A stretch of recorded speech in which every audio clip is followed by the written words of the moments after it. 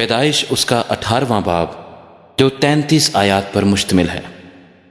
پھر خداوند ممرے کے بلوتوں میں اسے نظر آیا، اور وہ دن کو گرمی کے وقت اپنے خیمے کے دروازے پر بیٹھا تھا، اور اس نے اپنی آنکھیں اٹھا کر نظر کی، اور کیا دیکھتا ہے کہ 3 مرد اس کے سامنے کھڑے ہیں، اور وہ ان کو دیکھ کر خیمے کے دروازے سے ان سے ملنے کو دوڑا اور زمین تک جھکا اور کہنے لگا کہ اے میرے خداوند، اگر مجھ پر آپ نے کرم کی نظر کی ہے تو اپنے خادم کے پاس سے چلے نہ جائیں، بلکہ تھوڑا سا پانی لایا جائے اور آپ اپنے پاؤں دھو کر اس درخت کے نیچے آرام کریں۔ میں کچھ روٹی لاتا ہوں، آپ تازہ دم ہو جائیں، تب آگے بڑھیں، کیونکہ آپ اسی لیے اپنے خادم کے ہاں آئے ہیں۔ انہوں نے کہا، جیسا تو نے کہا ہے ویسا ہی کر۔ اور ابراہیم ڈیرے میں سارا کے پاس دوڑا گیا اور کہا کہ 3 پیمانہ باریک آٹا جلد لے اور اسے گوندھ کر پھلکے بنا۔ اور ابراہیم گلہ کی طرف دوڑا اور ایک موٹا تازہ بچھڑا لا کر ایک جوان کو دیا، اور اس نے جلدی جلدی اسے تیار کیا۔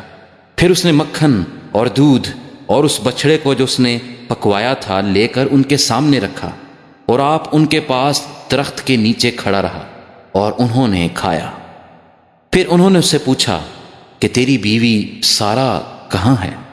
اس نے کہا وہ ڈیرے میں ہے۔ تب اس نے کہا، میں پھر موسم بہار میں تیرے پاس آؤں گا، اور دیکھ تیری بیوی سارا کے بیٹا ہوگا۔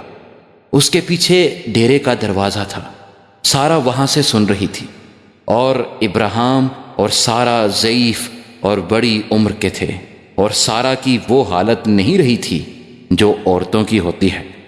تب سارا نے اپنے دل میں ہنس کر کہا، کیا اس قدر عمر رسیدہ ہونے پر بھی میرے لیے شادمانی ہو سکتی ہے، حالانکہ میرا خاوند بھی ضعیف ہے؟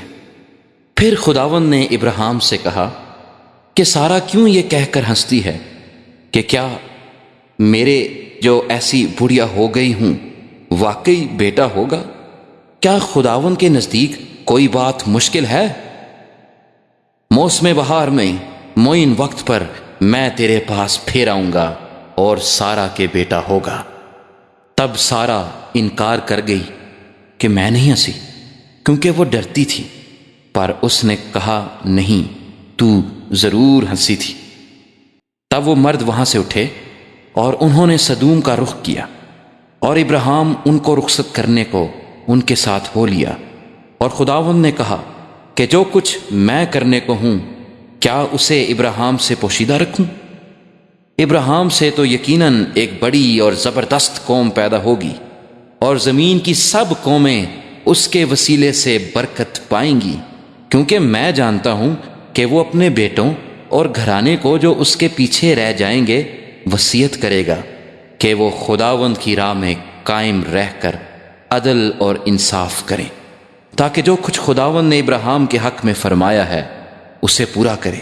پھر خداوند نے فرمایا، چونکہ سدوم اور امورا کا شور بڑھ گیا اور ان کا جرم نہایت سنگین ہو گیا ہے، اس لیے میں اب جا کر دیکھوں گا کہ کیا انہوں نے سراسر ویسا ہی کیا ہے جیسا شور میرے کان تک پہنچا ہے، اور اگر نہیں کیا تو میں معلوم کر لوں گا۔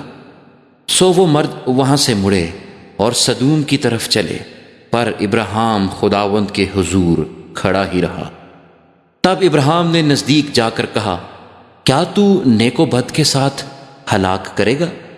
شاید اس شہر میں 50 راست باز ہوں، کیا تو اسے ہلاک کرے گا اور ان 50 راست بازوں کی خاطر جو اس میں ہوں اس مقام کو نہ چھوڑے گا؟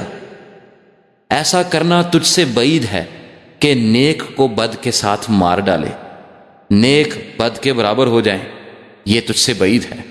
کیا تمام دنیا کا انصاف کرنے والا انصاف نہ کرے گا؟ اور خداوند نے فرمایا کہ اگر مجھے سدوم میں شہر کے اندر 50 راست باز ملیں تو میں ان کی خاطر اس ملک کو چھوڑ دوں گا۔ تب ابراہیم نے جواب دیا اور کہا کہ دیکھیے، میں نے خداوند سے بات کرنے کی جرت کی، اگرچہ میں خاک اور راکھ ہوں، شاید 50 راست بازوں میں 5 کم ہوں۔ کیا ان 5 کی کمی کے سبب سے تو تمام شہر کو نیست کرے گا؟ اس نے کہا اگر مجھے وہاں 45 ملیں تو میں اسے نیست نہیں کروں گا۔ تب اس نے کہا کہ میں ان 40 کی خاطر بھی یہ نہیں کروں گا۔ پھر اس نے کہا خداوند ناراض نہ ہو تو میں کچھ اور عرض کروں، شاید وہاں 30 ملیں۔ اس نے کہا اگر مجھے وہاں 30 بھی ملیں تو بھی میں ایسا نہیں کروں گا۔ پھر اس نے کہا دیکھیے میں نے خداوند سے بات کرنے کی جرات کی، شاید وہاں 20 ملیں۔ اس نے کہا میں 20 کی خاطر بھی اسے نیست نہیں کروں گا۔ تب اس نے کہا خداوند ناراض نہ ہو تو میں ایک بار اور کچھ عرض کروں، شاید وہاں 10 ملیں۔ اس نے کہا میں 10 کی خاطر بھی اسے نیست نہیں کروں گا۔ جب خداوند ابراہیم سے باتیں کر چکا تو چلا گیا اور ابراہیم اپنے مکان کو لوٹا۔